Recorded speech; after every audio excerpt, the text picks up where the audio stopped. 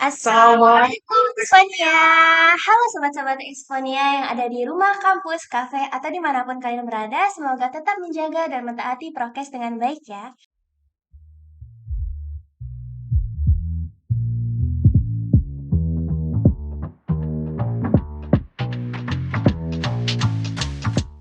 Kembali lagi bersama saya Rinjani Putri Junaidi yang kali ini nggak sendirian.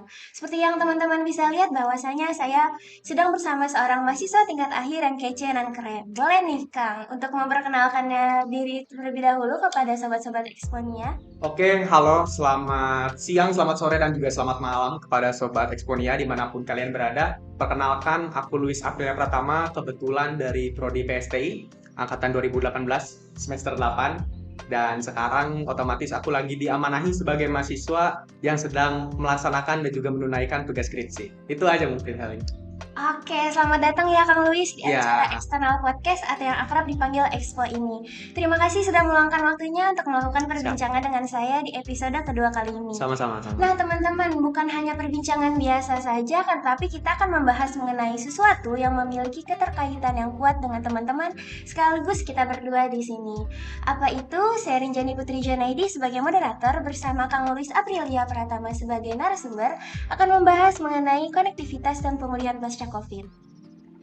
Nah, sebelum membahas lebih lanjut nih, menurut Kang Luis pribadi, bagaimana sih penggambaran konektivitas pasca COVID yang sedang dialami pada saat ini? Oke ya, menarik sih bahasannya. Seperti yang kita ketahui bahwa sekarang sudah masa transisi dan juga pemulihan, dan bisa dikatakan bahwa segala bentuk varian sudah kita hadapi dari Omicron, Delta, lalu juga bagian dari keluarga besar COVID sudah kita lalui gitu. Kalau kita bahas konektivitas, kita pasti akan mengarah ke konektivitas atau keterhubungan mungkin ya di ranah digital. Seperti yang kita tahu bahwa COVID itu kan mengakibatkan seluruh kegiatan konvensional beralih menjadi kegiatan yang bersifat daring.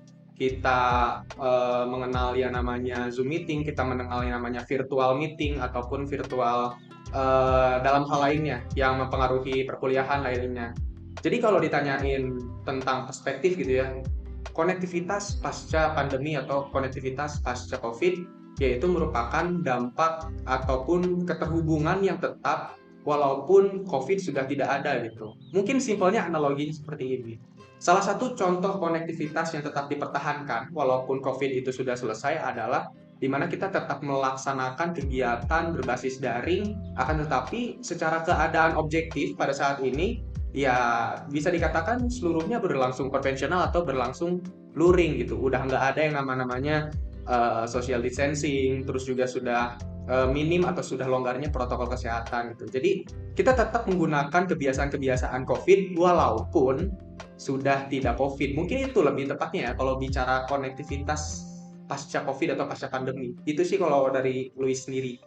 Oh baik, berarti konektivitas ini mempunyai hubungan yang sangat erat ya dengan dunia digital gitu, dimana pada saat pandemi mulai masuk kita penggunaan digitalnya semakin meningkat gitu ya teman-teman.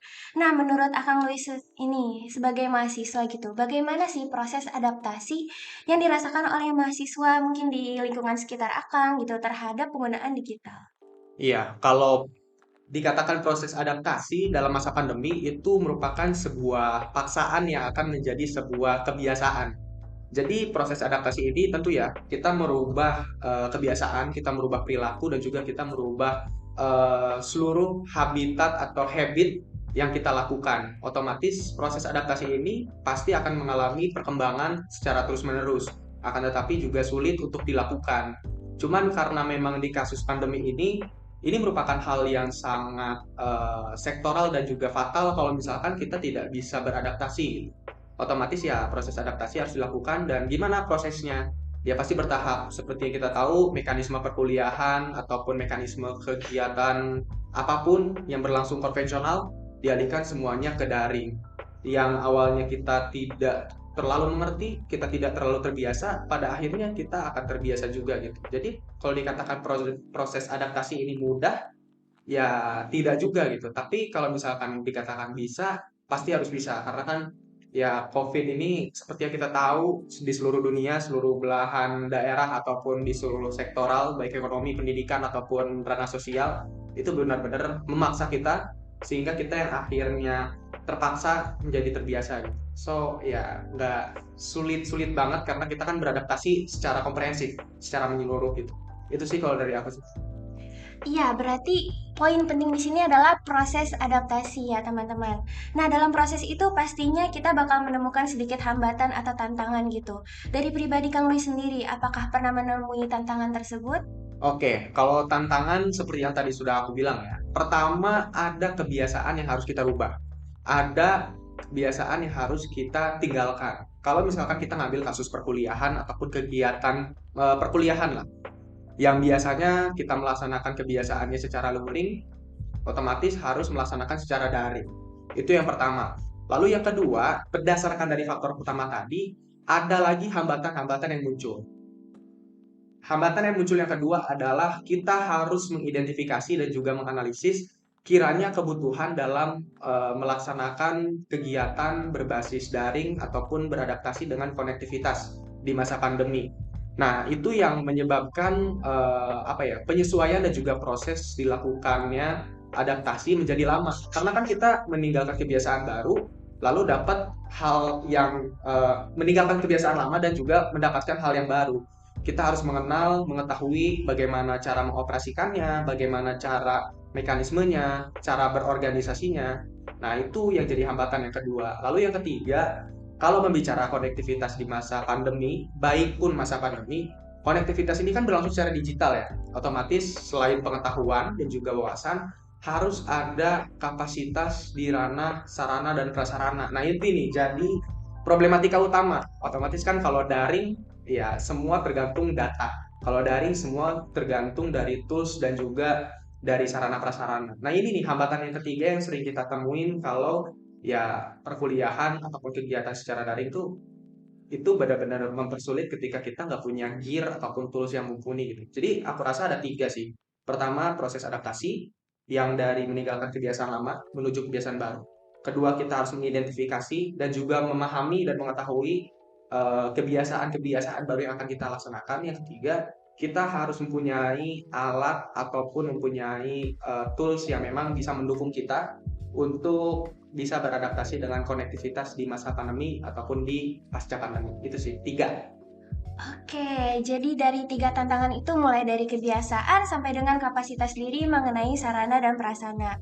Nah, dari Kang Lui sendiri kira-kira punya saran nggak nih buat teman-teman Exponia kayak apa sih yang harus dilakuin gitu untuk menghadapi tantangan-tantangan yang ada di dunia digital? Iya, kalau dari aku sendiri, kalau berbicara tantangan-tantangan di dunia digital, yang pertama, tantangannya adalah seperti ini.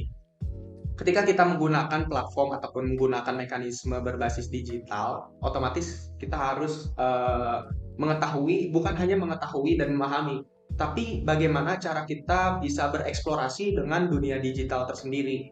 Nah, kalau berbicara tentang mekanisme perkuliahan gitu, nah itu gimana caranya kita agar bisa menjadi kreatif di ranah daring ataupun di ranah digital. Cuman di ranahnya ya di ranah yang benar-benar mempunyai linearitas dan apa ya, tidak manipulatif.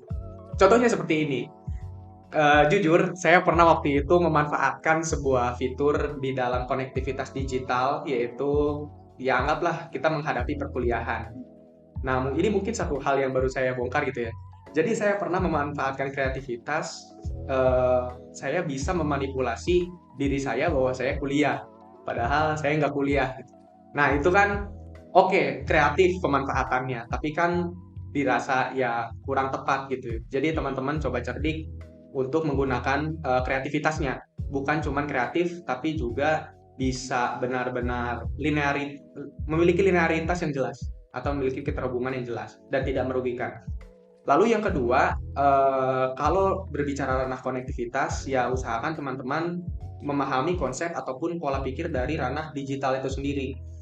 Karena kalau ranah digital itu banyak bentuk rekayasanya. Jadi kita harus paham nih algoritmanya ketika kita melakukan konektivitas ataupun kita istilahnya berkegiatan secara daring, baik di organisasi ataupun perkuliahan, kita tuh harus paham algoritmanya. Kenapa? Agar ketika kita menghadapi ataupun menemukan sebuah hal yang berbeda, tapi masih satu ranah di ranah konektivitas, algoritma itu bisa kita gunakan dan bisa kita selesaikan permasalahannya. Oke, mungkin bahasannya terlalu komprehensif gitu ya, terlalu luas. Analoginya gini, anggap ada soal matematika, kita jangan ngapalin angkanya. Misalkan 2 ditambah 2 sama dengan 4. Nah, nanti ketika berbeda, misalkan 2 ditambah 4, karena kita tahu angkanya, kita bilangnya 4 kayak tadi. Tapi kita harus paham rumusnya. Kenapa ditambah gitu. Jadi ketika dihadapkan dengan yang lain, misalkan 3 tambah 3, yaitu 6. Sama dengan konsep algoritma konektivitas tadi.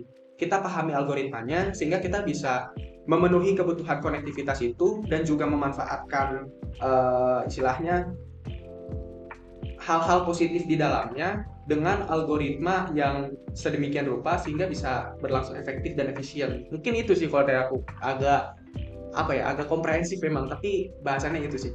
Oh iya baik, berarti digitalisasi ini sudah mencapai tiga ranah ya, yaitu ranah perkuliahan, pengorganisasian, dan mungkin kehidupan sehari-hari. Betul, betul, betul. Dan dalam tiga ranah itu pastikan ada beberapa keuntungan yang Kak Luis pribadi rasakan gitu. Iya. Kira-kira apa aja sih keuntungan itu? Apakah Kang Luis merasa terbantu kah? Atau mungkin di balik keuntungan itu juga ada kesulitan gitu? Oke, kalau ranah keuntungan tersendiri, bisa dikatakan Luis merupakan seseorang yang nyaman berkuliah secara online ya. Ya, karena kenapa? Kita bisa melaksanakan kuliah di mana, kapan, dan kondisi apa aja. Itu yang membuat kita lebih mudah untuk menimba ilmu mungkin ya. Berbeda seperti perkuliahan konvensional misalkan, atau dalam melaksanakan kegiatan organisasi lah. Kita melakukan program kerja ataupun lain hal sebagainya. Itu kan kita bisa mobile banget, pertama. Lalu yang kedua, dampak dari mobilitas atau fleksibilitas ini ya membuat kita mempunyai banyak waktu luang. Lalu memangkas pengeluaran. Lalu yang ketiga, yang keempat berarti itu bisa istilahnya meminimalisir hal-hal yang dapat menghabiskan tenaga ya. Kalau misalkan kuliah secara offline, kita harus datang ke kampus, terus juga harus istilahnya tinggal, cari tempat tinggal, bayar sewa juga, belum makan dan sebagainya. Tapi kan kalau misalkan kita menggunakan konektivitas sampai saat ini ataupun kemarin-kemarin, keuntungannya itu kita bisa memangkas hal itu dan bisa membuat kita lebih mudah. Tapi tentu di situ ada hal-hal negatif ataupun hal-hal yang ditimbulkan bisa merugikan kita. Pertama, gimana ya? Kalau mungkin perkuliahan bisa kita katakan feel-nya itu kurang kena. Feel-nya kurang kena, feels-nya kurang dapat karena kita dapat materi itu ibarat kita walaupun sinkronus ya komunikasinya, tapi karena kita bertatap maya, akhirnya kan ada yang nggak bisa dinilai, yaitu di ranah afektif dan juga di ranah psikomotor mungkin dalam pembelajaran gitu. Kita kan nggak bisa melihat body language-nya, gesturnya, psikisnya dalam pembelajaran. Terus yang kedua, apa yang merugikan gitu ya, tentunya kita menjadi apa ya, bukan antisosialis tapi menjadi pribadi yang lebih introvert mungkin ya, karena kan kita setiap hari pasti bertatap muka dengan layar, bertatap muka lagi dengan device gitu. Hal itu cukup melelahkan sih. Dan yang ketiga tentunya bonding atau tingkat sosial kita terhadap baik terhadap sekitar ataupun terhadap rekan-rekan perkuliahan itu menjadi minim gitu, karena ya balik lagi pemanfaatan pasca daring ataupun pemanfaatan teknologi daring tetap tidak akan mengalahkan luring gitu. Jadi itu sih kelebihan dan kekurangannya kayak gitu. Oh iya baik. Nah Kang Luis ini dari angkatan 2018 ya? Betul, betul. Dimana pas awal perkuliahan masih offline seperti biasanya, lalu pandemi tiba-tiba datang dan menjadi online. Kira-kira perasaan apa sih yang dirasakan yang paling dominan gitu? Kalau perasaan yang paling dominan adalah kecewa ya. Kecewa karena Luis sendiri cuma ngerasain kuliah itu kuliah offline 1 tahun 7 bulan. Sisanya kita ngerasa apa ya? Kalau Luis sendiri mungkin ngerasa nggak kuliah gitu, ngerasa belajar lewat YouTube, ngerasa belajar lewat Google Classroom. Jadi nggak dapet nih feel kuliahnya, feel ngerjain tugas bersama-sama, dan juga feel pembelajaran secara langsung gitu. Dan hal itu karena saking mudahnya tadi, hal itu juga bisa menimbulkan atau bisa istilahnya merangsang tingkat malesnya Luis, karena segalanya mudah, segalanya bisa direkayasa, segalanya bisa dimanipulasi, dan segalanya terhubung dengan data. Ya otomatis ya ke Luis juga bisa ada timbul kreatif-kreatif di ranah untuk istilahnya merekayasa ataupun jadi males gitu. Itu yang pertama ya, rasa malas. Terus yang kedua, ya otomatis lah penggunaan fasilitas, terus juga ya sedikit mungkin menyinggung problematika di UPI gitu ya, ataupun di kampus. Banyak sebagian kampus yang tidak memberikan relaksasi terhadap para mahasiswanya, padahal kita kan nggak menggunakan fasilitas kampus, lalu juga tidak datang ke kampus, ya itu otomatis kan jadi problematika juga ya di ranah orang tua yang biaya kita gitu. Mungkin itu sih kalau dari segi kekurangan tuh, pertama ya bonding, interaktivitas kita sama orang lain. Kedua ya dari segi biaya ataupun dari segi pengeluaran di perkuliahan yang kayaknya mungkin ada bantuan tapi belum bisa dirasakan sama semua yang terdampak gitu. Baru yang benar-benar terdampak lah. Itu sih. Nah, setuju banget nih pada bagian fasilitas, di mana kita nggak bisa merasakan fasilitas secara keseluruhan yang ada di kampus. Ini merupakan sebuah perubahan drastis yang membawa banyak problema-problema lain gitu. Nah, dari pertanyaan sebelumnya nih, tadi akan sedikit menyinggung tentang organisasi ya. Iya, iya. Nah, teman-teman di sini saya mau ngasih info lebih lanjut mengenai Kang Luis ini, bahwasanya beliau merupakan seorang mahasiswa yang aktif dalam dunia organisasi. Mungkin boleh di-share di Kang untuk di-share kepada teman-teman eksponianya pengalaman organisasi apa aja sih yang Akang miliki. Oke, kalau pengalaman organisasi sebenarnya nggak banyak banget ya, dan juga nggak gimana-gimana gitu. Jadi kebetulan aku pernah jadi ketua badan legislatif dan juga ketua badan eksekutif di 2 tahun yang berbeda di Hima PSTI, dan organisasi terakhir yaitu di BEM UPI Purwakarta selaku ketua gitu. Jadi memang ya bisa dikatakan lebih tepatnya berpartisipasi aktif lah gitu di ranah organisasi.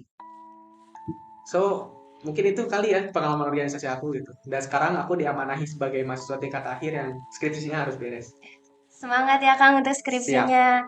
Gak main-main nih narasumber kita kali ini. Nah, kita kembali lagi kali ya ke konektivitas. boleh Pak. Saya hubungkan dengan organisasi. Pastikan antara transisi daring ke luring atau luring ke daring itu kan ada perubahan yang banyak gitu. Betul. Nah, itu pengaruh terhadap kegiatan organisasi itu apa aja? Oke, kalau berbicara pengaruh atau istilahnya dampak yang mengakibatkan kegiatan organisasi dari pandemi ataupun dari dampak pandemi. Wah, kalau kita bahas itu komprehensif banget ya. Kayak pertama gini, seluruh kegiatan yang berbasis konvensional harus kita laksanakan secara daring. Kita harus memikirkan, tadi yang udah Luis bilang, kreativitas jadi modal utama dalam melaksanakan perkuliahan ataupun pelaksanaan program kerja. Gimana caranya kita membuat kegiatan itu berlangsung menjadi daring, itu yang pertama. Lalu yang kedua, hambatannya ya, sarana prasarana. Karena benar-benar terasa sarana prasarana ini dibutuhkan untuk mendukung kegiatan berbasis daring. Ya, anggaplah kita butuh studio, kita juga butuh jaringan data yang memiliki kecepatan tinggi dan juga memiliki platform pertemuan ataupun platform kegiatan yang besar. Itu yang kedua. Lalu yang ketiga, itu kan dari ranah program kerja ya.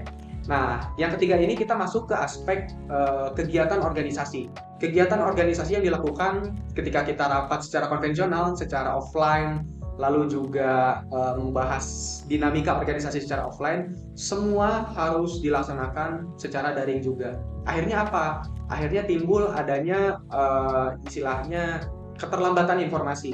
Karena kan ya informasi secara digital itu tidak komprehensif dan juga mungkin cepat tapi tidak komprehensif, sehingga bisa menimbulkan banyak miskomunikasi. Ketika pun Luis menjadi istilahnya partisipan aktif di organisasi, itu juga mengakibatkan banyak miskomunikasi nih gara-gara online gitu. Itu di ranah yang ketiga. Nah, di ranah yang keempat, harus ada perombakan mekanisme komunikasi di organisasi. Otomatis itu harus diadaptasi karena kenapa? Sebuah organisasi ini kan luas ya, dan otomatis organisasi itu kita menyelesaikan problematika dengan solusi. Nah, untuk memunculkan solusi, kita tuh kan harus berkomunikasi. Otomatis itu semua harus dirombak, gimana cara mekanismenya dan juga gimana cara istilahnya merekayasa sistematikanya itu biar sesuai. Nah, balik lagi kalau bicara ketersesuaian dan juga ketepatan sama efektivitas organisasi, balik lagi ke kebutuhan rekan-rekan semua gitu. Tapi perlu ada perombakan yang istilahnya suitable ataupun istilahnya apa ya, tepat pakai oleh kegiatan organisasi. Jadi itu kalau dari aku tuh sarana prasarana, kreativitas, lalu juga eh, masalah birokrasi komunikasi secara daring itu harus dirombak dari kegiatan organisasi sih, tiga itu. Jadi kembali lagi pada ke proses kreasi yang sebelumnya ya kan, Betul. dimana teman-teman tuh harus mengkapasitaskan dirinya sendiri akan kreativitas untuk mengatasi problema-problema yang tidak sedikit itu. Asli, banyak banget kayak banget. Banyak banget tentunya. Oke, gimana kalau misalnya sekarang kita tarik ke peran mahasiswa? Kita Oke. akan fokus kepada mahasiswanya. Menurut Akang apa sih peran yang bisa disalurkan kepada mahasiswa untuk menghadapi era konektivitas ini? Oke, kalau kita berbicara peran di ranah era konektivitas, otomatis berbicara mungkin Tridharma perguruan tinggi ya, sebagai aktualisasi dari mahasiswa tersendiri, yaitu adalah pendidikan, penelitian, dan juga pengabdian. Nah, dikarenakan ranah konektivitas ini menjadi isu utama, walaupun kita sudah berada di masa pandemi, dan pasca pandemi lebih tepatnya, nah otomatis kalau misalkan ditanya peran mahasiswa, ya pasti tidak akan jauh dari kebermanfaatan terhadap masyarakat. Cuman bagaimana caranya kita, bukan hanya mahasiswa yang mengerti dan juga dapat memanfaatkan konektivitas pasca pandemi. Nah, otomatis kita juga harus memberikan kebermanfaatan terhadap halayak luas tentang konektivitas itu tersendiri ke masyarakat luas gitu. Misalkan kita ambil contoh pengabdian di mana kita anggaplah membangun smart classroom di ranah sekolah misalkan, karena kan banyak juga himpunan ataupun organisasi berbasis pendidikan yang memiliki pengabdian di ranah instansi kependidikan.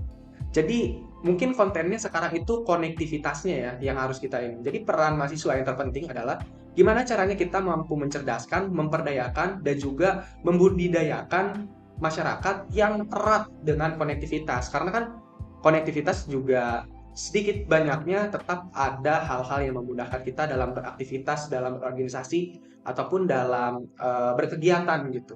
Karena yang saya lihat masih banyak masyarakat ya, terutama ya anggaplah generasi milenial ke bawah, di bawah umur 1980 tahun lahirnya, mereka ya memang dapat kita ketahui bahwa range umur dan juga tren yang mereka hadapi tidak istilahnya mengakibatkan mereka tidak apa ya, tidak patut mengenali dan juga tidak sangat akrab dengan yang namanya konektivitas. Tapi kan nggak ada salahnya kita istilahnya memberikan pemberdayaan sedikit demi sedikit. Jadi pemberdayaannya harus diselingi konektivitasnya sendiri gitu. Itu sih kalau dari aku. Berarti kembali lagi kepada Tridharma, di mana kita sebagai kaum intelektual harus memberi kebermanfaatan bagi halayak luas ya kan? Iya, dan ranahnya kalau bisa tidak dalamnya itu di ranah konektivitasnya juga. Iya betul, setuju sekali. Nah, Kak Akang ini kalau boleh tahu jurusan apa kalau tidak salah tadi belum menyebutkan? Oh ya, aku tadi nyebutinnya singkatan ya. Aku jurusan PSTI, Pendidikan Sistem Teknologi Informasi, UPI Purwakarta. eh, ya, kampus daerah UPI Purwakarta. Oh iya, baik. Sama ya, sebenarnya kita berada di prodi yang sama. Mungkin setelah ngobrol banyak, Kang Luis haus bisa Iya, diminum. dari tadi sebenarnya saya nungguin sebenarnya. Diminum ya teman-teman, sobat apa? Eksponet. Eksponia. Eksponet. Eksponet. Minum dulu ya, teman-teman. Ini nggak apa-apa, ini nggak ditutupin ini. Iya. Mungkin sponsornya.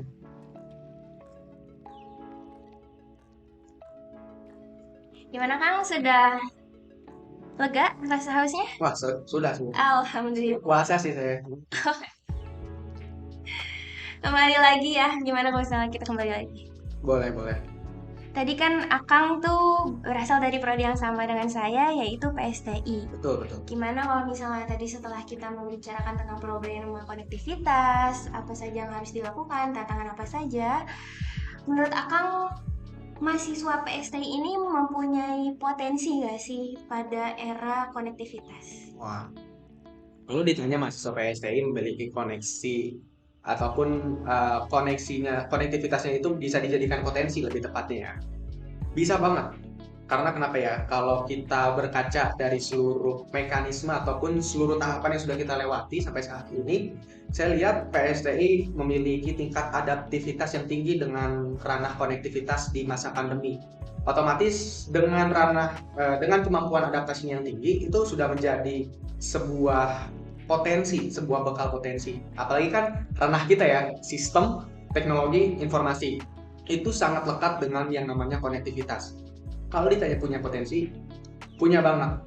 Apalagi kan di ranah PSTI, kita berdiri di ranah mungkin dapat dikatakan bisnis, pendidikan, dan juga istilahnya ranah profesional IT gitu.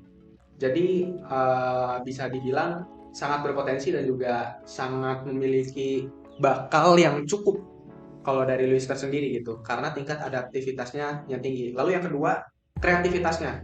Kan mahasiswa PSTI, Luis lihat ya, dalam melaksanakan program kerja ataupun mekanisme perkuliahan seperti perkuliahan umum ataupun kegiatan-kegiatan lain, itu beda dari biasanya gitu. Nah itu juga jadi bahan bekal dan indikator pembeda antara potensi yang lebih dan juga potensi yang segitu-gitu aja gitu. Itu sih kalau dari Luis. Wah, banyak sekali memang ya potensinya. Iya. Gimana kalau misalnya saya mengkerucutkan lagi nih potensinya ke arah peluang kerja?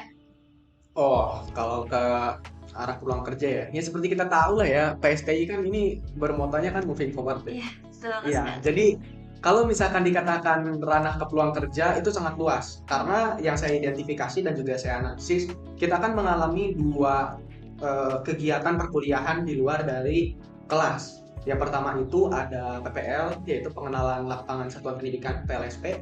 Lalu yang kedua itu kan ada ranah praktik industri. Bahkan sebelum adanya kampus Merdeka di ranah magang bersertifikat ataupun studi independen, PSTI itu udah melaksanakan kegiatan praktik industri dan juga melaksanakan PLSP. Dari dua perkuliahan tersebut, itu sudah dapat kita identifikasi bahwa ranah PSTI ini luas. Kalau misalkan kita masuk ke ranah profesional IT, itu bisa dibedah lagi. Apakah kita masuk ke bagian front end developer misalkan, atau app sistem analis, atau ranah multimedia. Multimedia bisa dibagi lagi, ada UI UX, di ranah bisnis gitu. Mungkin teman-teman kalau misalkan melihat di ranah perkuliahan, banyak peminatannya, ada bisnis, ada pemrograman web, ada multimedia. Itu baru ranah, anggaplah ranah profesional atau ranah expert di bagian praktisi. Lalu gimana di bagian instruksi atau instruktur atau keguruan? Nah itu juga bisa dijadikan sebagai opsi lain dari PSTI, karena Luis berangkat gini sih, selain memang PSTI moving forward keep solid ya, itu juga PSTI ini punya ranah di mana ada moto setengah teknik, setengah pendidikan. Nah, itu mengakibatkan kalau bicara peluang kerja, wah parah, luas banget, pasti luas.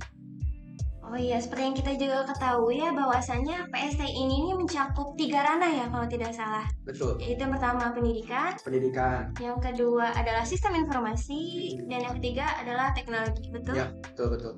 Nah, jadi benar-benar cakupannya itu sangat luas gitu. Nah, teman-teman, seperti yang sudah kita tahu, walaupun pandemi ini menimbulkan banyak problema dan masalah, tetapi baik kita mahasiswa PSTI maupun kalian semua mempunyai peluang untuk memanfaatkannya lebih baik dengan mencari solusi dengan memanfaatkan proses kreativitas. Gitu, tak terasa mungkin ya kita telah sampai di akhir pembicaraan yang sangat seru gitu ya, sampai tidak terasa gitu. Pastinya teman-teman di sini sudah banyak mendapatkan hal yang bermanfaat gitu, yang insya Allah kebermanfaatannya itu bersifat secara jangka panjang. Amin. Dan juga jangan lupa akan Tridharma tadi, karena kita sudah menyinggungnya bahwasannya yang terpenting bagi mahasiswa adalah membawa kebermanfaatan bagi yang lain. Tuh, sepakat banget. Sekali lagi terima kasih ya kepada Kang Luis yang sudah meluangkan waktunya untuk nge-share ilmu yang dimiliki kepada teman-teman dan juga mengungkapkan tentang selayang pandangnya gitu mengenai isu kali ini. Betul. Oke, kalau gitu kita tutup aja kali ya Kang ya. Oke. Saya Rinjani Putri Junaidi sebagai moderator bersama Saya Luis Abdullah Pratama sebagai mahasiswa tingkat akhir. Mohon pamit undur diri. Kami mohon maaf apabila ada kesalahan kata. Selamat bertemu lagi di episode selanjutnya. Wassalamualaikum warahmatullahi wabarakatuh. Dadah Exponia.